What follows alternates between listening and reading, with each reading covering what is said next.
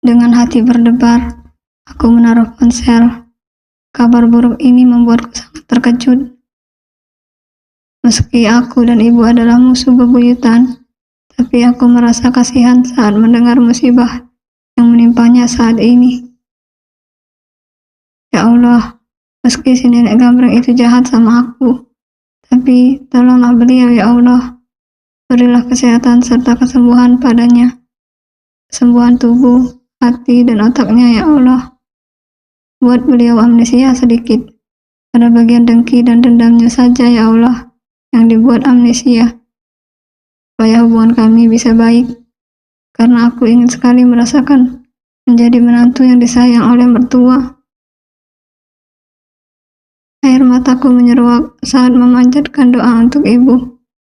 Meski bibir tidak berucap, tapi aku yakin Allah mendengar harapan yang aku panjatkan di dalam hati barusan. Kulirik Mas Fian yang fokus menyetir. Wajahnya gelisah. Sesekali ia mengusap mata yang pasti terasa menghangat. Semarah apapun dia kepada ibu, tapi tetap merasa sayang di dalam hatinya, mampu memporak-porandakan kebencian yang pernah bersemayam. Mas, tawakal. Insya Allah ibu baik-baik saja. Kataku seraya merangkul tangan kirinya yang bertumpu pada tuas pemindah gigi. Mas Fian mengecup ubun-ubun ini, kemudian menggumam lirih, mengucapkan terima kasih. Setibanya di rumah sakit, kami segera menuju ke ruangan yang telah diinfokan oleh Ayu. Di ruang VIP tempat di mana ibu dirawat, pun tampak Ayu bersama seorang dokter muda berperawakan tinggi. Keduanya tampak sedang berbincang di samping ranjang. Kenalkan, ini Dr. Yan, temanku. Beliau dokter spesialis saraf yang menangani kasus ibu. Dr. Yan, kenalkan, ini Fian, putra dari pasien, dan itu istrinya, Amelia. Ayu memperkenalkan kami kepada Dr. Yan. Kami berjabat tangan sembari bergantian menyebutkan nama masing-masing. Bagaimana dengan kondisi ibu saya? Tanya Mas Fian. Pasien belum sadarkan diri, tapi dari gejala yang muncul, sepertinya pasien mengalami stroke. Karena tangan dan kaki kanannya seketika menjadi kaku dibanding sebelah kiri. Ditambah kedua bibir pasien terlihat miring juga ke kanan. Lakukan yang terbaik untuk ibu saya, Dok. Insya Allah, Mas. Beruntung pasien segera dibawa ke sini untuk ditangani. Karena salah satu kunci keberhasilan penanganan stroke adalah menangani pasien secepat mungkin setelah serangan terjadi. Oleh karena itu, dalam penanganan stroke, pasien diusahakan dapat ditangani dalam masa kritisnya yang disebut dengan golden period, yaitu 3 jam pertama setelah serangan terjadi. Semakin cepat tertolong, semakin besar kesempatan untuk pulih secara optimal setelah serangan pertama. Serangan stroke dapat dikenali dengan singkatan FAST, yaitu Face, Arm, Speech, dan Time. Bila seseorang menunjukkan tanda keanehan, seperti wajah terlihat asimetris, dengan mengalami kelemahan, kesemutan atau tidak dapat terangkat sempurna, mendadak kesulitan berbicara, misalkan menjadi cadel atau pelo. Lalu time, artinya segera bawa ke rumah sakit. Bila penanganan cepat, potensi untuk sembuh lebih besar. Time is brain. Semakin terlambat pasien stroke mendapat pertolongan medis, maka semakin banyak kerusakan jaringan otak yang terjadi. Yang berarti semakin besar kecacatan yang akan terjadi di kemudian hari. Ibu saya bisa sembuh kan, Dok? Kami akan melakukan yang terbaik, Mas. Sebentar lagi Kami akan melakukan serangkaian tes lanjutan kepada pasien, jawab Dr. Rian sembari menepuk bahu Mas Pian. Baik, sekali lagi terima kasih dok. Sama-sama Mas. Kalau begitu saya permisi dulu. Mas Pian kemudian mengantar Dr. Rian sampai di ambang pintu. Saat lelaki berkulit sawo matang berjas putih itu menjauh, Mas Pian tampak menghubungi seseorang. Devi, kamu di mana? Bisa ya, kamu santai setelah dikabari ibu sakit. Mas gak mau dengar alasan kamu. Cepat kemari. Kamu anak perempuan. Harusnya kamu bisa lebih care pada ibu. Karena kamu sudah menjadi seorang ibu. Mas Pian tampak sewot kepada adiknya yang tidak juga datang. Aku yang merasa kasihan pun menghampirinya. Sabar Mas. Harusnya ibu siuman supaya tahu anak mana yang peduli padanya. Bukan datang di saat butuh uang saja. Sungutnya dengan wajah memerah. Sudah Mas, gak enak didengar Ayu, bisikku. Mas Pian melirik ke arah mantan pacarnya berada, lalu kemudian mengangguk pelan. Dek, kamu pulang saja sama Ayu. Kasihan kurang tidur, takut sakit. Mas sendirian nanti. Kan ada Devi nanti. Gak apa-apa, aku di sini saja Mas. Udah, pulang saja ya sayang. Nanti malam atau besok pagi bisa kesini lagi. Yang penting diambil istirahat dulu yang cukup. Baik kalau gitu Mas. Berkabar ya Mas kalau ada apa-apa. Iya sayang, hati-hati. Mas Pian mengecup keningku, lalu bicara pada Ayu untuk mengantar aku pulang ke rumah lama. Siap Pian, jangan sungkan. Ayo, aku pulang ya Mas. Kalau ada apa-apa segera telepon aku ya. Iya, jangan lupa makan sayang. Iya, ini powerbank untuk HP Mas, takut lowbat. Aku mencium punggung tangan Mas Pian, kemudian berlalu bersama Ayu. Yu, kamu libur hari ini? Tanyaku kepada Ayu. Iya, kan ini hari Minggu. Walah, iya, aku lupa. Saking kalutnya pikiran. Sabar Mel. Thanks. Mumpung libur, mau ya temani aku. Nanti telepon Rika supaya datang juga ke rumah. Kamu gak ke rumah sakit lagi? Kata Mas Pian, nanti malam atau besok saja. Kasihan juga sama Atta. Iya, takut nanti dia bangun cari neneknya. Kalau ada kamu, dia akan tenang. Ayu mengelus punggungku seraya tersenyum tulus. Kami memasuki lift menuju lantai dasar. Mobil Ayu terparkir di depan rumah sakit. Tepatnya di tempat parkir khusus para tenaga medis. Mau aku aja yang nyetir Yu. Ayu menggeleng. Aku saja. Kamu pasti lelah habis bulan madu dan perjalanan jauh. Bisa aja. Gak capek.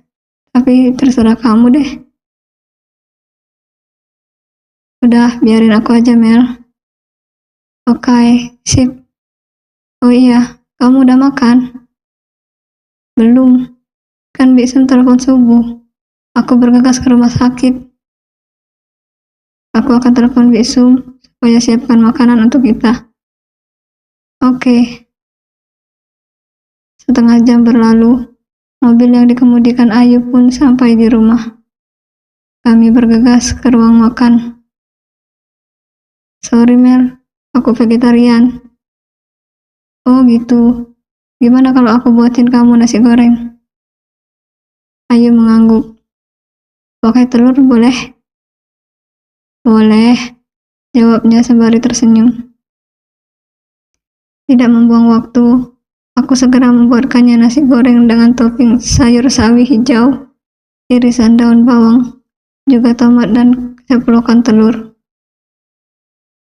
Nih, udah siap sarapannya. Cobain deh. Enak gak? Rasanya kayak nasi goreng. Hahaha, jawab Ayu mengundang tawaku. Mulai deh, lo lama-lama mirip si Rika. Korslet. Hahaha. Iya, ngomong-ngomong aku tadi mau telepon Rika. Kok lupa ya? Ayu mengeluarkan ponselnya dan segera menelpon Rika. Aku beranjak sebentar untuk melihat Atta di kamar ini. Ia masih tertidur lelap. Aku menciumi pipinya yang cabi. Ia tidak terganggu dengan kehadiranku. Terus saja si gendut itu tertidur pulas. Sejenak aku termenung memikirkan kondisi ibu. Aku memanjatkan doa lagi dalam hati, memohon kepada Allah, semoga ibu diberikan kesembuhan dan umur panjang. Walaupun ibu belum bersahabat denganku, tapi aku sangat menyayanginya. Terlebih setelah Desi tidak ada, aku makin sayang padanya. Tapi berhubung dia belum jinak, jadinya aku pun malas menunjukkan rasa yang tulus ini. Ba'da asar, aku menelpon Mas Fian yang sedari tadi belum memberi kabar. Assalamualaikum Mas, bagaimana kondisi ibu? Tanyaku cemas. Beliau sudah siuman, tapi seperti yang dibilang dokter Rian tadi, ibu mengalami stroke, tensi darahnya sangat tinggi. Astagfirullah Bu, aku benar-benar khawatir sedari tadi Mas belum memberiku kabar apa-apa. Maafkan Mas sayang, Mas tadi sibuk. Ini baru selesai mengganti pakaian dan menyuapi ibu makan. Devi sudah datang? Sudah, tapi ibu minta disuapi sama Mas. Mungkin merajuk, supaya Mas gak marah lagi. Tapi Mas sudah gak marah lagi kan sama ibu? Insya Allah enggak dek. Syukurlah. Mas sudah makan belum? Mau aku bawain makanan? Belum sayang. Dek Amel mau kesini. Iya mau. Ya udah kalau gitu. Mas makan tunggu Dek Amel aja. Oh iya sayang. Atau jangan diajak ya. Biarkan di rumah saja sama Mbak Rini. Iya Mas. Aku bersiap sekarang. Lagian ada Rika dan Ayu di sini. Mereka siap jadi babysitter tambahan untuk Atta. Syukurlah kalau begitu. Oh iya sayang, nanti tolong bawakan alat mandi dan pakaian ganti untuk Mas. Iya, nanti aku bawain. Jangan lupa handuk. Iya bawel. Mau sekalian dibawain sapu, lapel, sama kan ibu nggak? Kali aja di ruangan rawat inap ibu berdebu dan kotor. Mas mau bersih-bersih gitu. Dedekku. Hehe, bisa aja. Ya sudah, nanti hati-hati di jalan ya sayang. Iya Mas. Assalamualaikum. Segera aku simpan ponselku dan aku bergegas untuk berkemas, membawa semua yang diperlukan Mas Fian. Setelah itu aku ke dapur, membawa bekal nasi dan lauk untuk di rumah sakit nanti. Lo mau ke rumah sakit sekarang? Tanya Rika menghampiriku. Oh, Mas Fian udah kelaparan di sana. Kasihan. Lagi akur aja kasihan. Dedeknya sengak. Jangan ungkit terus deh. Lemes banget kalau punya mulut. Lo sama Ayu di sini aja ya. Jagain anak gue. Iye, ntar gue sama si Ayu baliknya habis maghrib aja. Untung anak lo anteng dan lucu. Kalau dia nakal bin cengeng, udah habis dia gue citakin. Rese lo, kampret. Udahan ya, gue cabut dulu. Aku menenteng kotak makan 3 susun, kemudian melangkah keluar dari dapur. Saat melintas di ruang tengah, kulihat Atta sedang sibuk bermain dengan Ayu dan Rini. Aku menghampiri mereka sebentar. Bunda pergi dulu ya sayang, jangan nakal, nanti Mami Rika ngamuk, kamu ditelannya. Aku melirik Rika yang melotot ke arahku. Iya ndah, jawab Atta sambil menciumku. Aku yang gemas kemudian menggendong dan menciumi pipinya. Atta baik-baik di rumah ya sama Mami Rika dan Aunty Ayu. Atta mengangguk kemudian segera berlari menuju kolam bolanya sesaat setelah aku turunkan. Dadah ndah, katanya melambaikan tangan ke arahku. Dadah sayangnya bunda. Mbak Rini, aku pergi dulu ya. Hati-hati di jalan bu, ucap Rini. Ayu berdiri dan berjalan mendekat. Ia memelukku. Seperti biasanya, sikapnya sangat lembut dan hangat. Salam untuk ibu ya, kamu hati-hati di jalan. Iya, akan aku sampaikan. Makasih ya, udah mau jagain Atta sama si korslet itu. Rika melotot ke arahku, sembari mengepalkan tangannya. Ayu tertawa melihat tingkah konyol sahabatnya itu. Sambil terkekeh, aku berlalu dan kemudian masuk ke dalam mobil, diantar oleh Pak Asep. Bapak pulang saja, nanti aku pulang sama Mas Fian. Baik Neng Amel, telepon saja ya kalau ada apa-apa. Siapa tahu tenaga kami dibutuhkan di rumah lama. Bapak dan Dinani siap. Baik Pak, hati-hati di jalan. Aku bergegas masuk ke dalam gedung rumah sakit, menenteng sebuah tas jinjing dan kotak makan susun. Assalamualaikum, ucapku ketika memasuki ruang perawatan ibu mertuaku. Waalaikumsalam, jawab Mas Fian, Devi beserta suaminya. Aku menyalami Devi dan suaminya, lalu aku mendekati ibu. Kuraih dan kucium punggung tangannya dengan takzim. Wanita tua itu menatapku dalam diamnya. Aku sungguh tidak tega melihatnya begitu. Mulut ibu miring ke kanan, tangan dan jemarinya merengkel kaku. Ibu yang sabar. Semoga Allah segera mengangkat semua rasa sakit di tubuh ibu, digantikan dengan kesembuhan. Kuucapkan doa untuk kesembuhannya. Tidak tahan dari sudut mataku menyeruak bulir bening.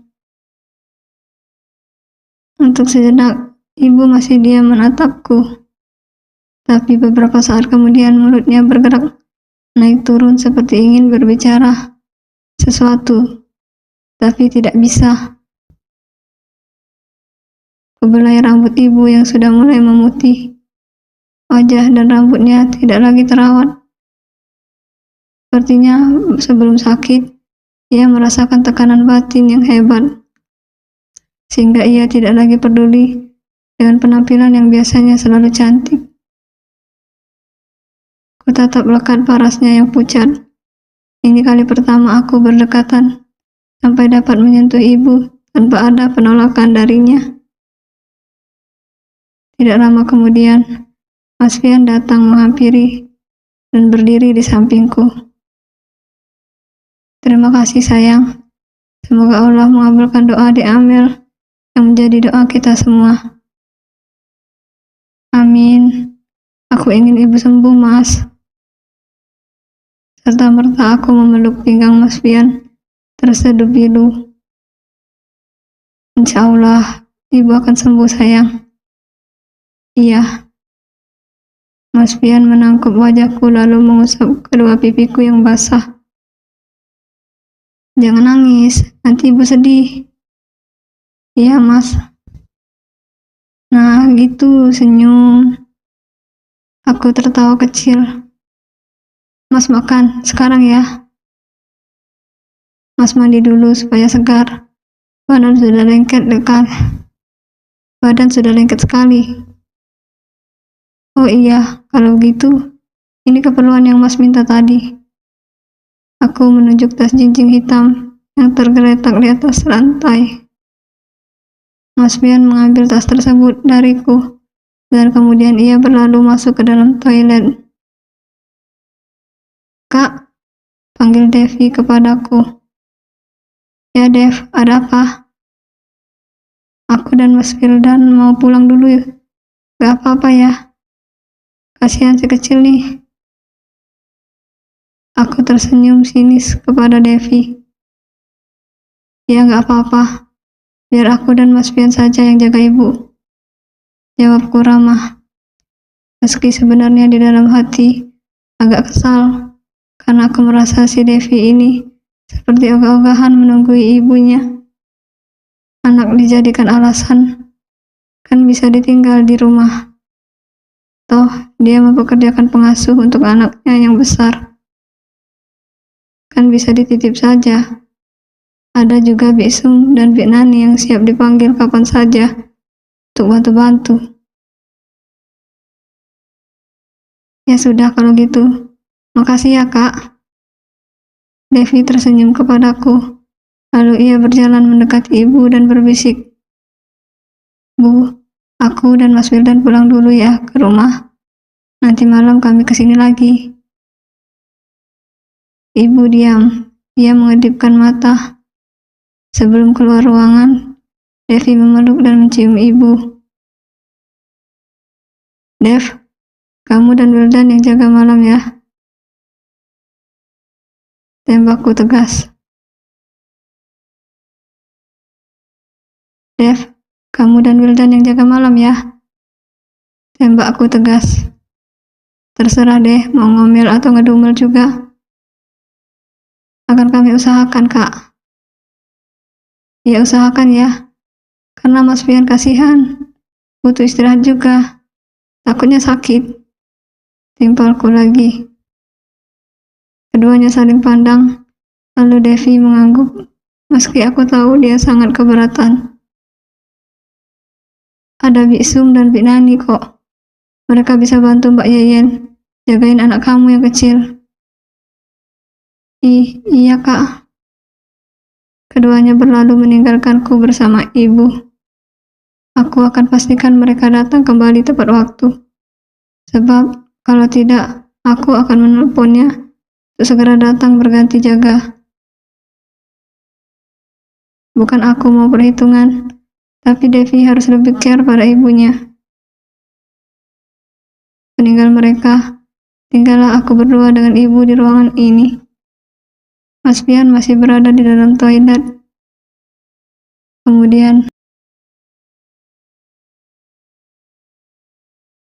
Kemudian, aku menggeser kursi yang kududuki tadi ke dekat ibu yang terus menatapku. Bu, kalau ibu mau apa-apa jangan sungkan bilang sama aku ya. Tanganku mengelus tangan ibu.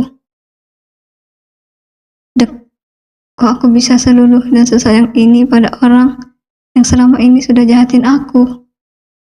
Rasanya hatiku sedih melihat ibu terkulai kaku, tidak berdaya seperti itu. Ibu mengedipkan mata berkali-kali. Mulutnya berusaha, ia gerakan tapi sulit dilakukan. Kucium tangan ibu, lalu kusandarkan kepalaku di atas tangan kanannya yang kaku itu. Aku memejamkan mata menahan rasa sedihku, menahan agar air mata ini tidak keluar lagi.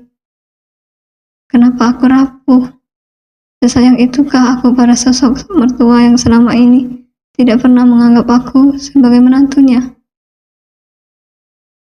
Sekuat tenaga aku tahan sesak yang menyeruak.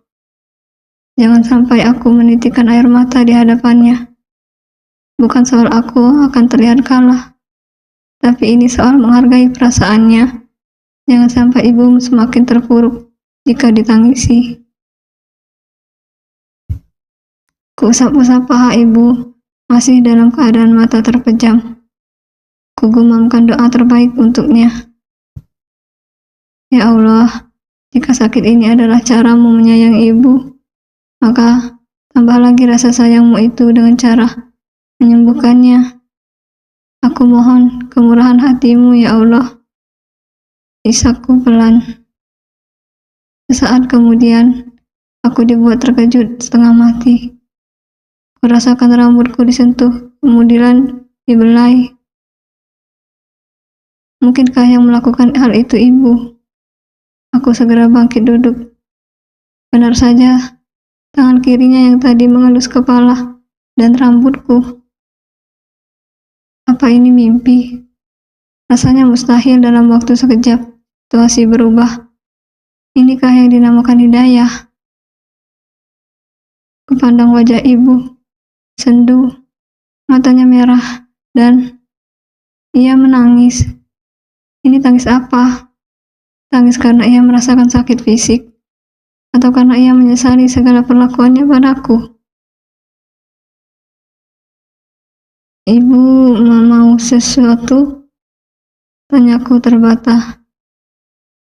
Ibu berkedip lagi. Luruh sudah air mata yang sejak tadi tertahan di pelupuk matanya.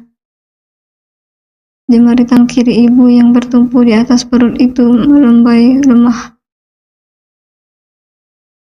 Tidak dapat menahan rasa bahagia dan haru. Aku menghambur memeluknya. Tangisku pecah seketika di atas dadanya. Ibu membalas pelukan dengan sentuhan lemah. Ibu, terima kasih. Aku bahagia. Bahu ibu bergetar. Dalam kebungkaman ia menangis. Merasakan itu, tangisku semakin tak terkendali. Aku sayang ibu.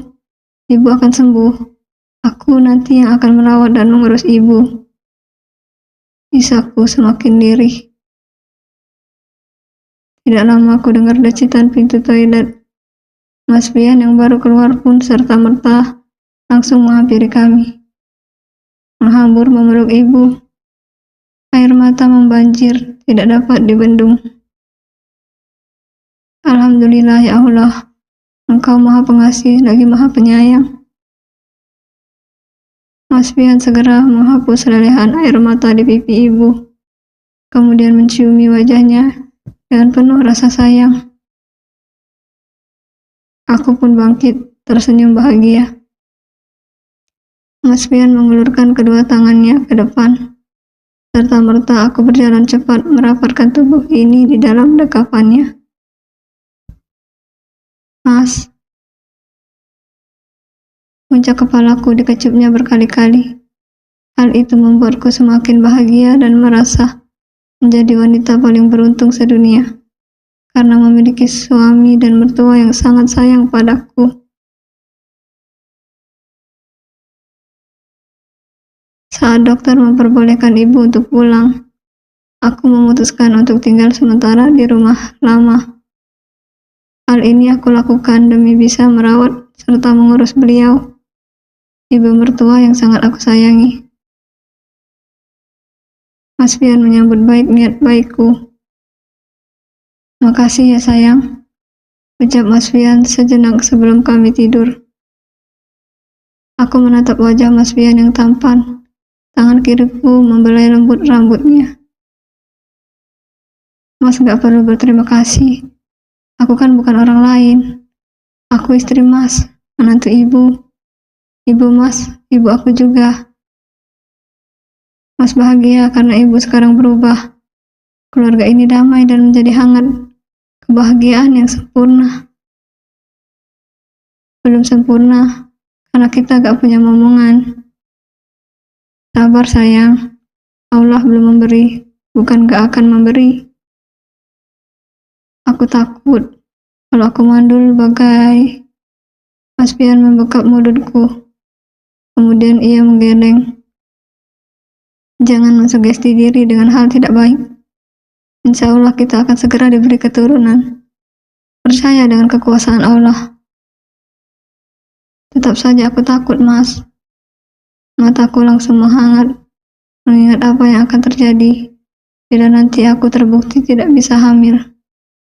Pastinya Mas Fian akan menikah lagi, atau bahkan menceraikan aku. Nah, kan mulai mikir aneh-aneh lagi. Aku terisak, lalu menenggelamkan wajah di dada bidangnya. Aku gak mau kehilangan Mas Fian, isakku lirih. Memangnya Mas hantu bisa hilang? Gak lucu, Mas. Ya ampun, istri Mas ini kok galak banget sih. Habisnya Mas bercanda terus. Ini masa serius, Mas. Ya sudah, kita konsul promil atau melakukan tes kesuburan saja gimana? Kamu aku takut. Takut kenapa? Mas Fian mengernyitkan dahinya. Takut kalau aku dinyatakan mandul. Gimana coba? Ya enggak gimana-gimana. Kita lanjutkan hidup kita. Tetap enjoy dan bahagia bersama. Tapi akunya akan sedih. Karena aku nggak bisa jadi istri yang sempurna, Mas. Dengerin Mas. Istri sempurna itu bukan istri yang bisa memberikan dan melakukan segalanya, tapi adalah yang senantiasa mendampingi suaminya di dalam suka dan duka, senang dan susah, yang mampu menciptakan surga di dalam keluarga kecilnya, mengingatkan suaminya jika salah, dan menjaga dirinya dari sentuhan yang bukan mahramnya. Aku menyimak apa yang disiapkan Mas Fian. Sungguh sangat menyejukkan hatiku. Tapi seandainya ya Mas, aku dinyatakan mandul, Mas mau menikah lagi nggak? Supaya Mas punya keturunan. Mas Fian menatap lekat wajahku. Ia merubah posisi tidurnya menjadi tengkurap dan kepala menengadah ke arahku. Kedua tangannya meraih tanganku. Kita sudah pernah membahas ini sebelumnya. Kenapa diambil bertanya lagi? Aku butuh kepastian. Aku mengusap lelehan air mata dalam bungkam. Sebelum Mas jawab, Mas akan bertanya lagi tentang pertanyaan yang sama. Seandainya yang dinyatakan mandul itu Mas, apakah diambil akan minta cerai dari Mas dan menikah lagi dengan laki-laki yang subur, yang dapat memberi anak? Aku menggeleng. Aku tidak pernah berpikir untuk meminta cerai dan menikah lagi. Seandainya memang Mas Fian dinyatakan mandul. Aku gak mau punya suami lain. Untuk saat ini dan nanti, kalau perlu sampai aku mati, aku hanya ingin menjadi istrimu, Mas.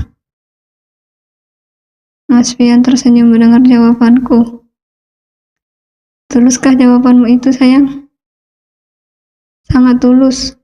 Aku mencintai Mas Fian apa adanya, dengan segala kekurangan dan kelebihannya. Sekarang Mas jawab dong. Udah dijawab sama Di Amel barusan. Jadi Mas nggak perlu menjawabnya lagi. Sudah jelas, rasa cinta dan sayang di hati kita sama-sama besar. Kita sama-sama tahu akan hal itu. Jadi pertanyaan Di Amel untuk Mas sudah dijawab oleh diri Di Amel sendiri. Kamu mengerti, sayang? Aku tersenyum bahagia dan mengangguk. Janji ya, Mas. Aku mengacungkan jari kelingking kepada Mas Fian. Ia terkekeh melihat tingkahku. Lalu ia mengikuti gerakanku. Akhirnya jari kelingking kami saling bertaut. Makasih ya, Mas. Karena Mas selama pernikahan ini selalu menghujani aku dengan cinta dan perhatian yang membuat aku merasa menjadi seorang wanita yang paling beruntung sedunia. Kalau gitu, Mas minta hadiah dong. Mintanya merajuk. Besok malam hadiahnya. Sekarang aja. Aku memutar bola mata, memikirkan kira-kira kejutan kecil apa yang bisa aku berikan agar membuat hati Mas Fian senang. Kok ngelamun? Mas Fian menepuk pelan pipiku. Aku tertawa kecil lalu bangkit duduk. Mas tunggu sebentar ya. Aku bergegas beranjak dari tempat tidur dan memasuki kamar mandi. Tidak lama kemudian, aku muncul dari balik pintu, berdiri dengan pose yang menggoda.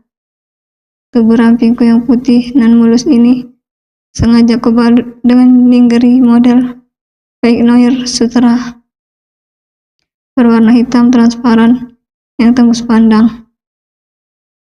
Dalaman bra yang dipadukan dengan CD warna senada pun berhasil membuat Mas Fian terpukau. Lelaki itu segera bangkit dari posisi telungkupnya. Kulihat jakunnya naik turun menelan saliva berkali-kali. Mas Fian terperanjat tidak percaya, sekaligus terpesona melihat istrinya berpenampilan naughty. Aku berjalan berlenggak-lenggok bak model majalah pria dewasa. Hingga saat di tepi tempat tidur, aku merangkak mendekati Mas Fian yang masih duduk sembari menatapku. Nafasnya kini tidak beraturan.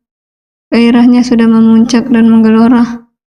Dengan gerakan-gerakan nakal bak seorang aktris blue film, aku mulai menyentuh setiap bagian tubuh Mas Fian.